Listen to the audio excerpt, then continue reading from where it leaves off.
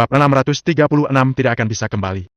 Angel tidak ingin menimbulkan masalah, jadi dia tidak mengambil hati sikap para pelayan ini. Setelah Angel pergi, para pelayan menghela napas panjang dan saling memandang, tetapi mereka tidak berani mengatakan sepatah kata pun. Edgar bertingkah sopan dan membawa Angel untuk bertemu dengan dua klien. Kedua klien itu juga terlihat seperti orang terhormat. Meski begitu, Angel jarang berbicara selama makan, dia tidak minum alkohol sedikit pun. Dia tidak akan memberi Edgar kesempatan sama sekali. Awalnya, Edgar mencoba membujuk Angel minum untuk menghargai klien. Namun, melihat Angel tidak mau, dia tidak memaksa lagi. Dia hanya membicarakan bisnis dengan dua temannya itu. Setelah selesai makan, Edgar sungguh menepati janjinya, dia mengucapkan selamat tinggal kepada temannya dan langsung mengantar Angel kembali. Awalnya, dia ingin mengantar Angel pulang, tetapi Angel menolak dengan sopan. Baiklah, pekerjaanmu hari ini sampai sini saja. Pulanglah untuk menjaga adikmu. Beritahu aku jika kamu mengalami kesulitan. Kamu adalah karyawanku, jadi aku pasti akan mencoba yang terbaik untuk membantumu. Edgar menunjukkan sikap yang berwibawa. Jika bukan karena kilatan aneh di matanya yang terus muncul, dia akan terlihat seperti pria terhormat. Terima kasih, Direktur Edgar. Angel mengangguk dan bergegas pulang. Jika bukan karena biaya hidup mereka, sebenarnya Angel tidak ingin meninggalkan Valentino satu detik pun. Edgar berdiri di depan pintu restoran sambil memandang tubuh Angel yang anggun, rasa ingin memiliki yang kuat melintas di matanya. Sungguh tubuh yang indah. Bakal sangat disayangkan kalau aku tidak bisa mendapatkanmu. Edgar mengulurkan tangan dan mengusap dagunya. Dia tidak bisa menyembunyikan senyum di wajahnya. Dia tahu bahwa dia harus bersabar jika ingin memancing ikan yang besar. Dia juga tahu, jika dia ingin memakan tahu, dia tidak bisa langsung memakannya saat panas. Jadi, dia akan mendapatkan Angel secara perlahan. Hal pertama yang dilakukan Angel saat meninggalkan restoran adalah mengambil mobil balap RC yang disukai Valentino. Kemudian, Angel bergegas pulang dengan bahagia. Saat dia hampir tiba di depan gerbang yang agak jauh, tiba-tiba dia mendengar beberapa orang mengobrol di halaman. Di dalam obrolan mereka juga menyebutkan nama Angel. Seketika Angel menghentikan langkah kakinya, dia berdiam diri di luar gerbang halaman dan diam-diam mendengarkan obrolan mereka. Cucuku memecahkan mangkuk lagi hari ini. Kalau Angel sudah pulang, aku akan meminta ganti rugi padanya. Hei, Kak Sekar, bukankah cucumu sendiri yang memecahkan mangkuknya? Kenapa kamu malah mencari orang lain buat ganti rugi? Angel juga tidak berutang apapun ke kakak. Kamu lagi mengataiku? Bukankah anakmu sendiri juga mencabut bunga yang ditanam di depan pintumu? Kamu juga menyalahkan hal itu pada adiknya Angel yang bodoh, kan? Kak Sekar, lihatlah dirimu. Hal seperti itu cukup dilihat saja, jangan dibicarakan. Kalau pot bungaku rusak sedikit saja, aku akan memecahkannya nanti.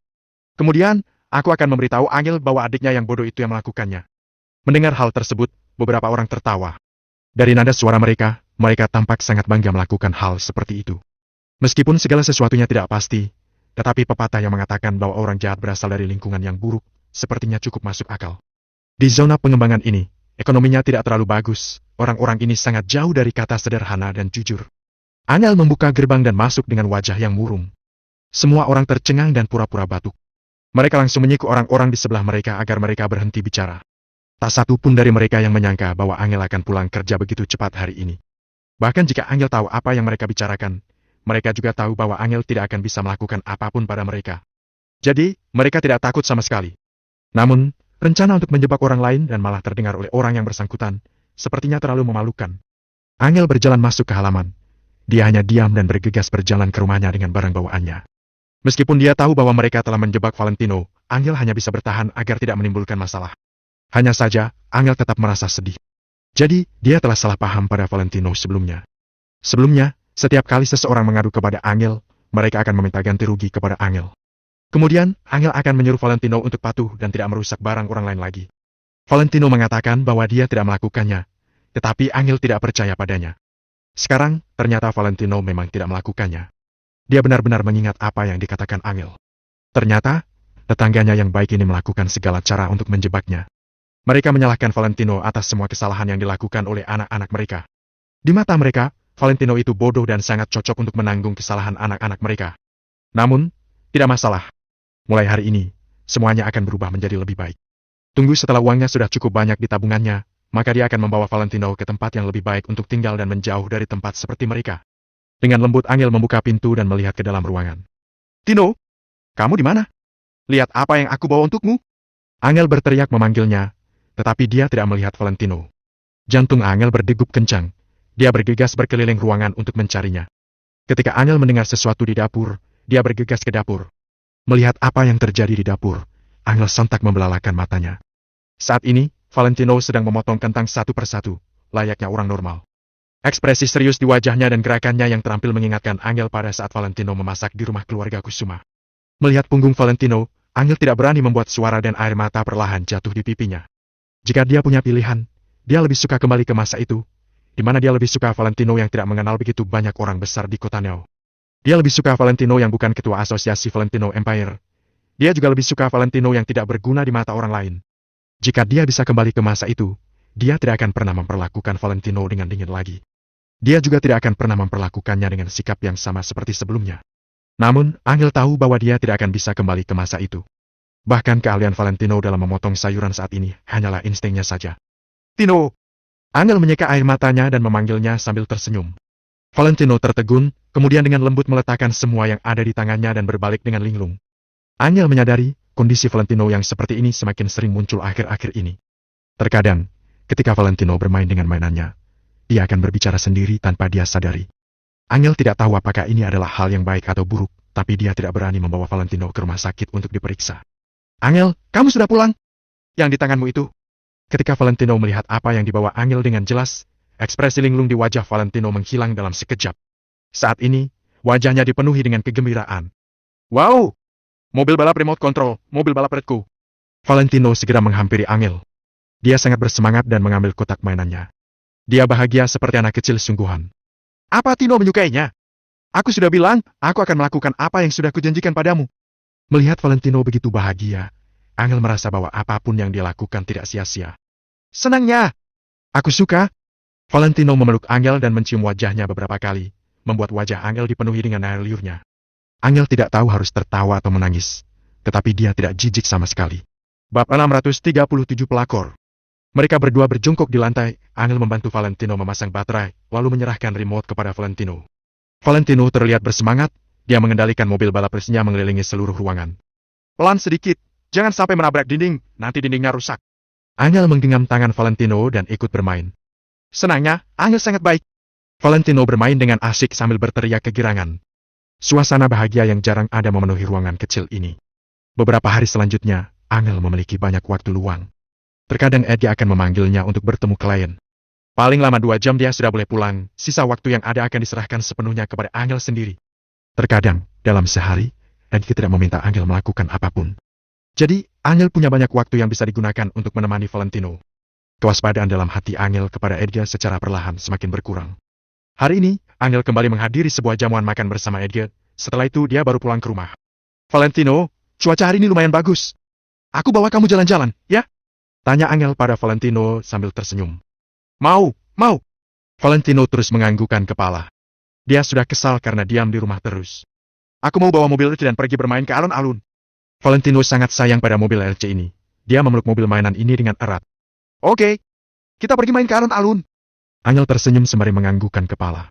Rumah ini memang terlalu kecil, mobil balap itu akan terus menabrak dinding setelah beberapa saat dimainkan. Angel sudah bertekad, setelah dia mendapatkan gaji bulan depan, dia harus mengganti tempat tinggal dengan lingkungan yang lebih bagus. Dia sendiri tidak masalah, tetapi setiap hari Valentino selalu menjadi orang yang disalahkan karena tindakan cucu-cucu penghuni di sini. Angel sangat sedih melihatnya. Angel memberinya gaji 30 juta, saat ini dia sudah mengambil 10 juta. Masih ada sisa 20 juta, seharusnya cukup untuk menyewa tempat lain. Melihat Angel dan Valentino berjalan keluar dari kompleks, beberapa orang yang tinggal di sana sedikit tidak senang. Akhir-akhir ini Angel terus menemani Valentino, mereka jadi tidak bisa menimpakan kesalahan pada Valentino. Setelah keluar, Valentino bagaikan kuda yang baru keluar dari kandang. Dia berlarian dengan senang. Tino, pelan sedikit. Angel tidak bisa mengejarnya, dia hanya bisa berteriak memanggil Valentino. Angel, cepat. Aku mau main mobil-mobilan. Valentino memeluk mobil sambil berlari dengan kencang. Tikip. Tiba-tiba, sebuah sedan merah lewat dengan kecepatan sangat kencang. Mobil ini mengerem mendadak lalu berhenti di depan Valentino. Bu! Valentino berhenti secara refleks, tetapi lututnya tetap menabrak kap mobil. Mata Angel melotot lebar. Dia buru-buru berlari menghampiri Valentino. Tino, kamu tidak apa-apa? Tino! Angel memeriksa sekujur tubuh Valentino dari atas ke bawah. Dia baru lega setelah memastikan Valentino tidak terluka. Angel mengerutkan keningnya. Dia melirik sedan merah itu sekilas, tapi akhirnya tidak mengatakan apa-apa, lalu bersiap membawa Valentino pergi. Berhenti! Pintu sedan merah itu didorong hingga terbuka oleh seseorang. Seorang wanita berumur 40 tahun lebih keluar dari balik sedan merah lalu berteriak pada Angel dan Valentino. Kemudian, pintu tempat duduk belakang sedan itu juga terbuka. Dari dalam sedan itu keluar 3 wanita lain yang berumur hampir 40 tahun. Setelah wanita berumur 40 tahun lebih itu melihat Angel, dia melihat ponselnya sekilas. Kemudian wanita ini mendengus dan berjalan ke arah Angel dan Valentino. 3 wanita di belakangnya juga ikut mendekat dengan senyum sinis. Wanita yang jalan di depan ini berbadan gemuk, memakai baju warna merah cerah, dan seluruh badannya dihiasi perhiasan mewah. Dari penampilannya, bisa terlihat bahwa dia adalah orang dari kalangan mampu. Melihat 3 wanita ini berjalan mendekat dengan muka galak, Valentino mundur secara refleks dan berlindung di belakang Angel. Angel mengernyitkan alisnya. Dia melindungi Valentino di belakang sembari berkata, "Kejadian barusan bukan salah kami, kalian yang mengemudi terlalu cepat. Tapi kami telah menabrak mobilmu, jadi aku bersedia meminta maaf." Nada bicara Angel tidak merendah juga tidak sombong, tetapi wanita berbaju merah itu seolah tidak mendengarnya. "Kamu Angel Kusuma?" tanya wanita berbaju merah. "Siapa kamu?" Angel merasa tegang, ternyata wanita ini tahu namanya. "Namaku Aura Pranata." Wanita berbaju merah tersenyum sinis. Melihat keadaan Angel, 3 wanita di belakang langsung mengepung Angel dan Valentino. "Aku tidak kenal." Angel menarik Valentino lalu mundur ke belakang. "Kaye, tidak apa, kamu akan segera mengenal siapa diriku." Begitu selesai bicara, Aura tiba-tiba mengangkat tangan dan menampar Angel. Pelak! Tamparan nyaring ini secara telak mendarat di muka Angel. Angel termangu, dia sama sekali tidak mengerti apa yang telah terjadi. Hatinya penuh amarah. "Apa yang kalian lakukan? Kalian tidak boleh memukul Angel." Melihat hal ini, alih-alih takut, Valentino malah mendorong Aura. "Minggir! Dasar idiot!" Aura menampar lengan Valentino, tamparannya ini menyebabkan mobil RC Valentino jatuh. Pelak! Mobil mainan itu jatuh ke tanah, satu rodanya terlepas. Valentino sangat sedih, dia segera jongkok untuk mengambil mainan itu. Brak! Krak! Namun, tangan Valentino masih belum mencapai mobil RC itu. Aura sudah maju dan menginjak mobil RC itu dengan kencang. Hak tajam dari sepatu Aura langsung membelah mobil RC itu menjadi 2. "Mobilku! Mobilku!" Valentino menangis kencang ketika melihat kejadian ini. "Dasar idiot, tarik dia!" maki Aura. "Baik, Kak Aura." 3 orang wanita itu maju untuk menarik Valentino. "Apa yang kalian lakukan? Lepaskan dia! Aku tidak punya masalah dengan kalian, kenapa kalian bersikap seperti ini?" Angel mendorong seorang wanita lalu melindungi Valentino di pelukannya. "Kembalikan mobil itu dibelikan Angel, kembalikan padaku." Valentino menangis kencang sambil kedua tangannya memegangi serpihan mobil RC. Dengan muka yang masih ada bekas tamparan, Angel mendongak dan menatap Aura dengan tatapan dingin. "Kenapa? Kamu merasa aku salah pukul orang? Aku kasih tahu, ya? Elionko itu suamiku. Coba kamu pikirkan lagi, apa aku salah sudah memukul kamu?" Cibir Aura sambil menatap Angel. Mendengar itu, Angel terpana, ternyata Aura adalah istrinya Ege. "Jadi, istri bos boleh sembarangan memukul orang?" "Aku tidak peduli kamu siapa. Aku tidak berbuat salah, kenapa kamu memukulku?" tanya Angel dengan tegas. "Masih tidak mau ngaku, ya?" Aura maju selangkah lalu menunjuk sambil memaki. "Aku pikir kenapa Ege jarang pulang akhir-akhir ini, ternyata dia digoda perempuan hina sepertimu.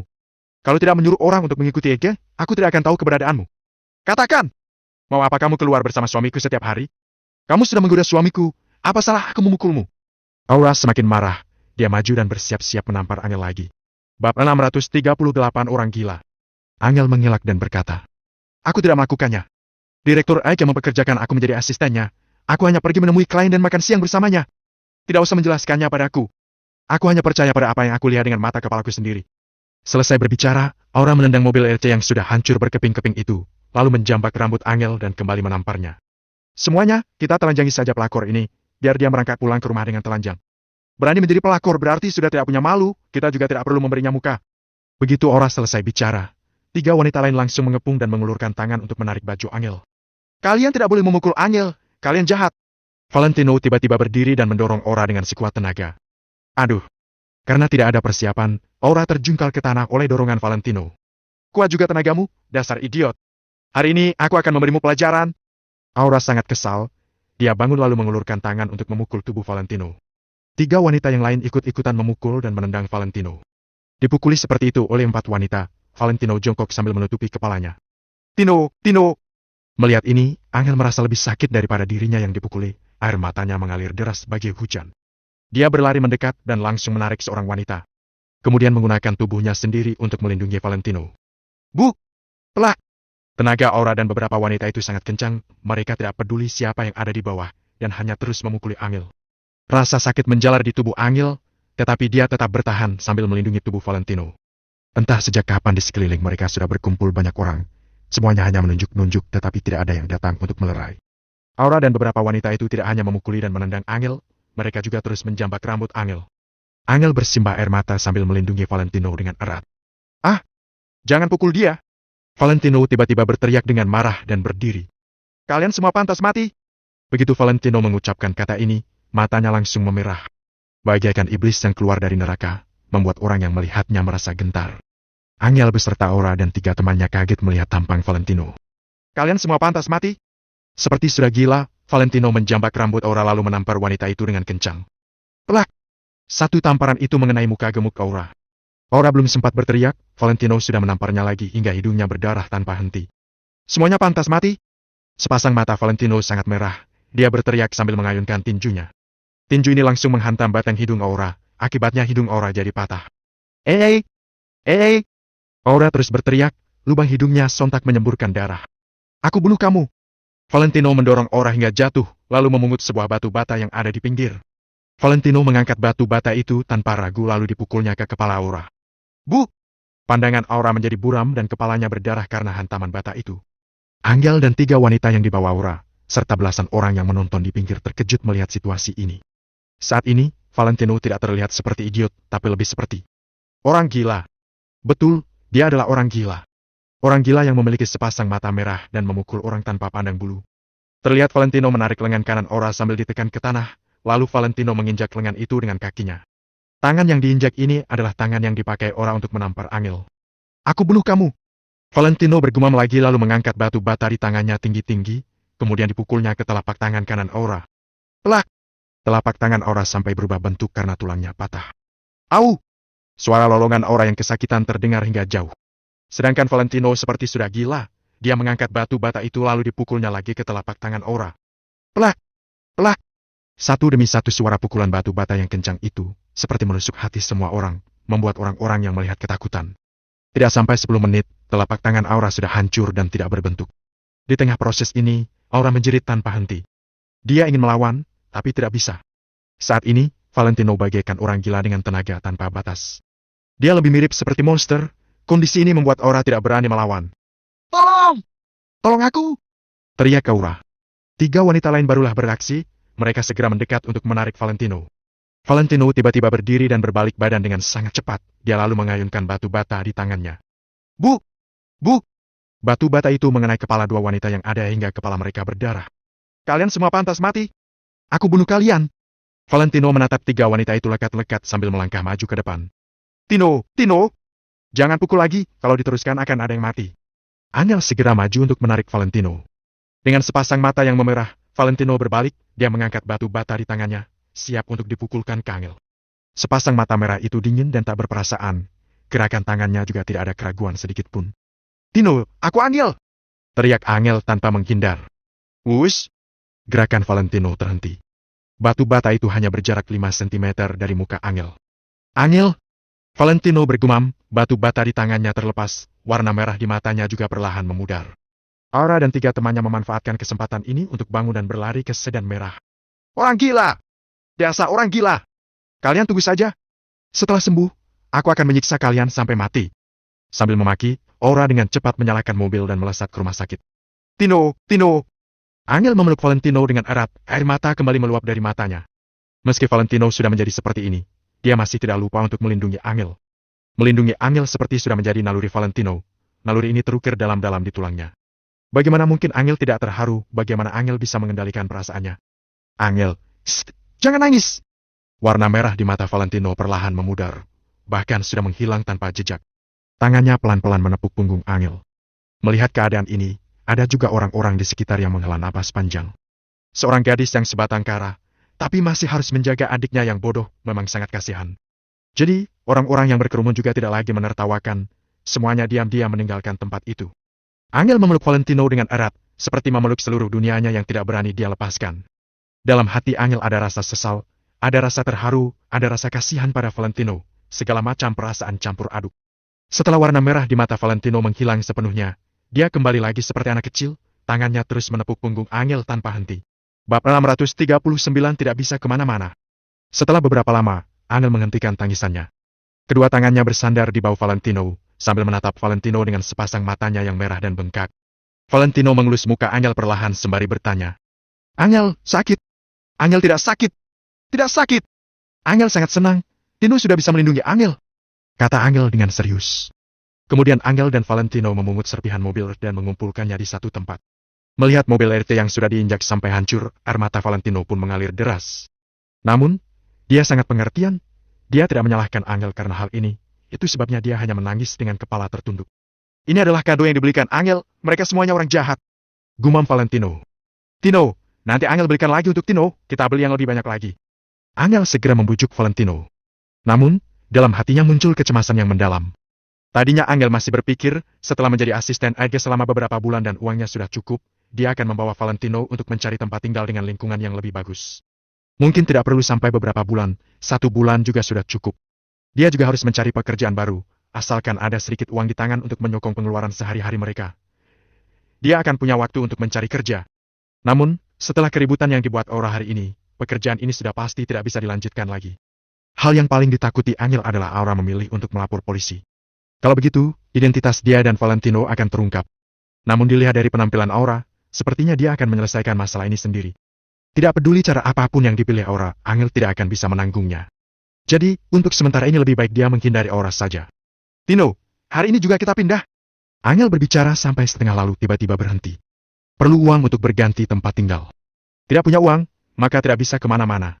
Dia ingin membawa Valentino untuk bersembunyi dari Aura, tapi kemampuan untuk bersembunyi saja tidak punya. Angel tidak punya cara lain. Dia hanya bisa membawa Valentino kembali ke tempat tinggal mereka, lalu menelpon dan meminta maaf pada Edge. Ketika mereka berdua pulang, para penghuni yang ada di kompleks langsung terpana. Aduh, Angel, kenapa kamu? Kamu dipukuli orang, ya?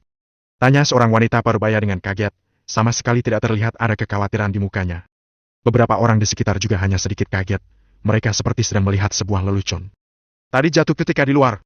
Angel menarik Valentino sambil terus berjalan ke depan dengan muka tertunduk, dia menutupi sebelah mukanya yang ada bekas tamparan. Terjatuh bagaimana? Terjatuh sampai ada bekas tamparan. Kamu terjatuh ke pelukan orang, ya? Ejek seseorang. Menurutku, lebih baik kamu ikut Wendy mengerjakan itu hanya perlu berbaring sudah bisa mendapatkan uang. Betul sekali. Wendy kenal banyak orang. Kalau dia mau melindungimu, tidak ada yang akan berani mengganggumu. Angel tidak berbicara, dia membawa Valentino masuk ke dalam rumah dengan cepat. Wendy yang mereka sebut-sebut adalah gadis dengan dandanan tebal yang sebelumnya pernah berpapasan dengan Angel di depan pintu. Nama lengkapnya adalah Wendy Suroso. Profesi dia adalah itu seluruh kompleks ini sudah tahu. Mungkin untuk menghindari masalah, makanya Wendy tinggal di kompleks ini. Dia merupakan tokoh besar di mata para penghuni kompleks. Biasanya ada beberapa pemuda yang rambutnya dicat berbagai warna mengendarai motor untuk menjemput dia. Angel membawa Valentino masuk ke dalam rumah dengan langkah besar, lalu mengunci pintu. Kemudian dengan senyum yang dipaksakan, dia mengambilkan mainan untuk Valentino. Setelah Valentino bermain sendiri, dia berbalik dan masuk ke kamar mandi. Biur. Setelah menyalakan keran air, tangan Angel menahan wastafel dengan kepala tertunduk. Ketika mengangkat kepalanya lagi, mukanya sudah bersimbah air mata. Angel selalu merasa dirinya orang yang sangat tabah dan jarang menangis. Namun, segala kejadian yang dia hadapi selama beberapa bulan ini, ditambah dengan 2 tamparan Aura hari ini, membuat semua emosi yang ditekan di hati Angel akhirnya meledak. Dia tidak tahu sampai kapan hari-hari seperti ini akan berakhir. Dia hanya merasa sangat lelah. Tapi, selelah apapun, aku tidak akan meninggalkan Valentino. Angel membiarkan air matanya mengalir deras, seberkas sinar ketegasan melintas di matanya. Semua hal bisa berubah, hanya hal ini saja yang tidak bisa berubah. Angel mencuci mukanya, kemudian mengambil ponsel, mencari nomor telepon Ege, lalu bersiap menelpon. Bagaimanapun juga, tidak boleh membiarkan Aura melapor polisi. Sebelum Angel menekan tombol panggilan, Ege sudah menelponnya terlebih dahulu. Angel tahu bahwa Ege pasti menelpon untuk bertanya padanya.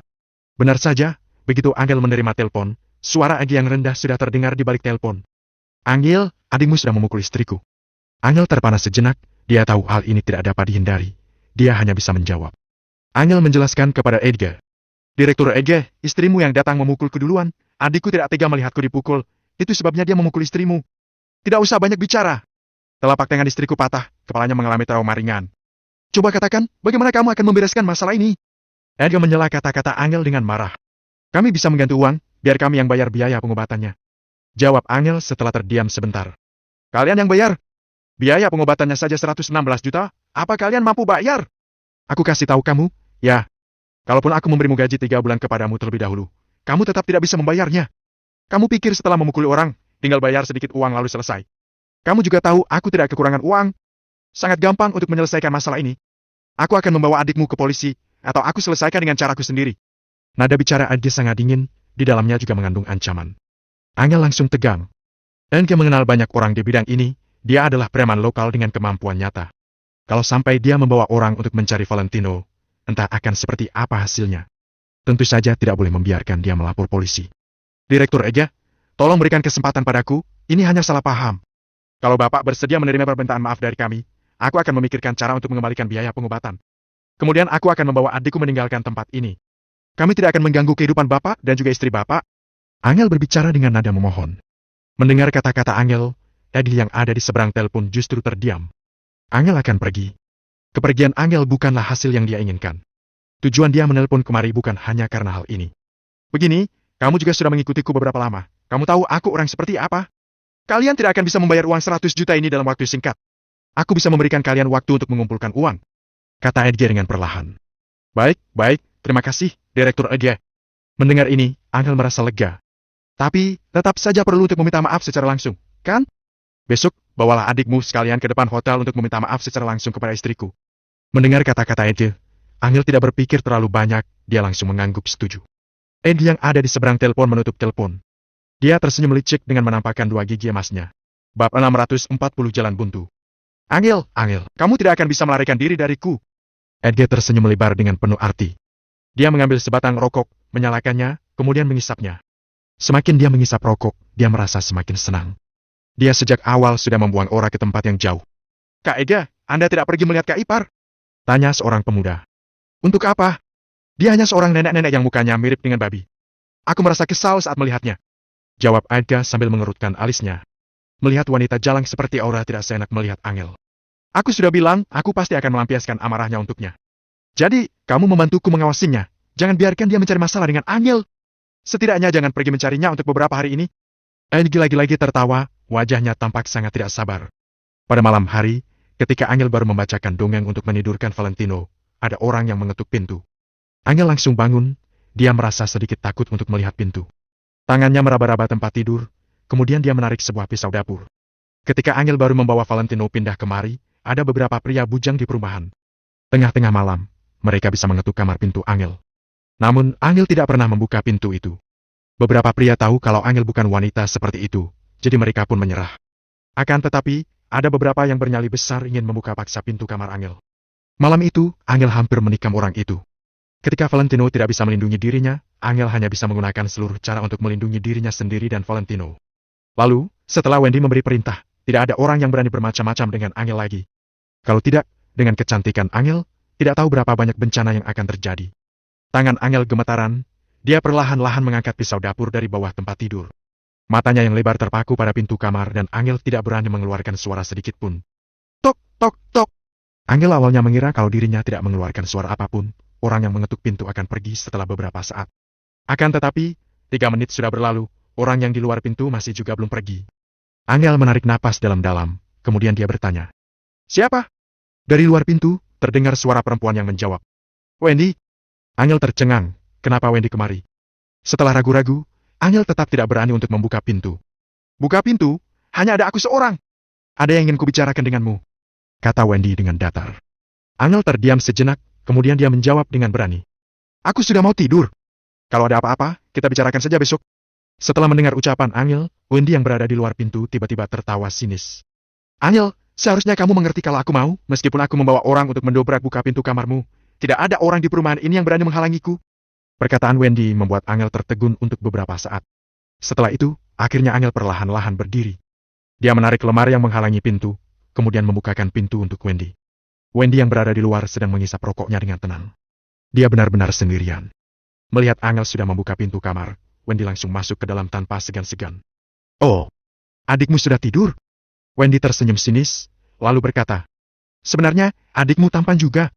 Kalau bukan karena otaknya sedikit bermasalah, aku bisa mencari beberapa wanita kaya untuk menjaganya dan memberikannya uang setiap bulan. Angel hanya duduk dan tidak mengucapkan sepatah kata pun. Dengar-dengar hari ini kamu dipukul orang. Tanpa pelindunganku, kamu tidak bisa bertahan, kan? Bagaimana? Apa kamu sudah mempertimbangkan hal yang kukatakan kemarin? Dulu aku juga sepertimu, aku merasa aku bisa bertahan dengan mengandalkan diriku sendiri. Setelah itu, aku menyadari kalau aku salah. Wanita tetap perlu mengandalkan laki-laki. Jangan-jangan kamu berharap adikmu yang idiot ini akan memberikanmu kehidupan yang bagus di masa depan. Jangan bercanda. Beberapa ketabahan itu tidak berarti. Wendy mengisap rokoknya sambil tersenyum sinis ke arah Angel. Angel membuka mulutnya untuk mengatakan sesuatu. Aku. Angel baru mengucapkan satu kata, tapi Wendy langsung menyalanya. Jangan terburu-buru untuk menjawabku. Ini adalah kesempatan terakhir yang kuberikan untukmu. Kalau kamu bersedia mengikutiku, kamu akan hidup nyaman. Kalau kamu tidak bersedia, maka ke depannya aku tidak akan memedulikanmu lagi. Kalau ada orang yang menindasmu, aku tidak juga akan mengatakan apa-apa. Kamu harus mengerti kalau bukan karena bantuanku, kamu dari awal sudah diganggu oleh pria-pria bujang di perumahan, kan? Aku benar-benar tidak tahu apa yang sedang kamu pertahankan. Aku tidak akan berbicara lebih banyak lagi. Kamu pikirlah baik-baik, lalu berikan aku jawaban yang pasti. Kata Wendy, kemudian dia mengembuskan asap rokok. Angel mendongakkan kepala untuk melihat Wendy sekilas. Tentu saja Angel mengingat bantuan Wendy. Namun, Angel juga tahu kalau Wendy mempunyai niat terselubung. Wendy mau Angel menjadi anak buahnya lalu menjadikan Angel sebagai mesin penghasil uangnya. Akan tetapi, tidak peduli seberapa susahnya pekerjaan itu, selama pekerjaan tersebut dapat menghasilkan uang, Angel juga akan menyetujuinya. Namun, ada beberapa hal itu mempunyai batas. Bukan karena Angel merasa dirinya suci dan hebat, dia hanya tidak ingin bersalah pada Valentino. Dia sudah bersalah pada Valentino selama 3 tahun, jadi Angel tidak mau melakukan hal yang bersalah lagi kepada Valentino. Wendy, aku tidak mau melakukannya lagi. Akhirnya Angel membuka mulutnya dan menolak Wendy. Begitu mendengar jawaban Angel, kesabaran Wendy langsung menghilang. Pelak! Wendy memukul meja, lalu dia menunjuk Angel sambil memakinya. Brengsek!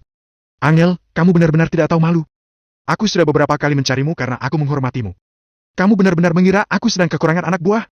Menghadapi Wendy yang sedang marah, Angel hanya menundukkan kepalanya dan tidak mengatakan apa-apa. Angel menggenggam ujung bajunya dengan erat. Beberapa keluarga yang tinggal di perumahan ini tidak pernah berani menolak permintaanku. Kamu harus mengerti apa konsekuensinya kalau kamu menolakku. Bagaimanapun juga, aku pasti bisa membuat kalian tidak bisa betah tinggal di sini. Setelah itu, Wendy diam untuk beberapa saat. Dia tersenyum dengan penuh arti sambil berkata, wanita muda dan cantik sepertimu malah bersembunyi di tempat kumuh seperti ini. Kamu pasti punya rahasia, kan? Kalau aku menghubungi 112, menyuruh mereka kemari untuk mengecek identitas kalian. Angel pun langsung mengangkat kepalanya, matanya terbelalak menatap Wendy. Ekspresi Angel membuat Wendy tertawa sinis. Dia semakin yakin dengan tebakannya. Kamu bisa mulai dengan menjadi lady companion hotel. Ucap Wendy sambil tersenyum. Angel menggertakkan giginya. Pertahanannya mulai melemah. Identitasnya tidak boleh terungkap. Kalau diketahui oleh orang-orang yang ingin melenyapkan Valentino, Valentino pasti akan celaka. Meskipun mereka miskin, palingan mereka hanya hidup susah, tidak akan mati kelaparan. Jadi, Angel tidak akan menjual dirinya demi uang. Akan tetapi, bagaimana kalau demi keamanan? Bagaimana kalau demi keamanan Valentino dan nyawanya? Selama tidak akan terjadi apa-apa pada Valentino, Angel bahkan rela untuk mengorbankan nyawanya. Pertahanan Angel pun mulai melemah, seperti bendungan yang sudah mau ambruk. Kini Angel sudah berhadapan dengan jalan buntu. Bagaimana? Sekarang adikmu sudah tidur, jadi kamu sudah bisa mengikutiku pergi bekerja. Kalau setiap malam kamu bisa mempunyai pendapatan sebanyak jutaan ribu, kamu bisa membeli daging untuk adikmu setiap hari. Bujuk Wendy lagi. Angel pelan-pelan mendongakkan kepalanya lalu menatap Wendy dengan pasrah. Dia membuka mulutnya untuk berbicara. Angel, jangan! Jangan! Tiba-tiba, Valentino yang di tempat tidur mulai berteriak. Teriakan Valentino yang seperti guntur langsung memekakan telinga Angel. Pikiran Angel langsung ditarik kembali ke kenyataan. Pertahanannya yang tadi telah melemah langsung menguat lagi.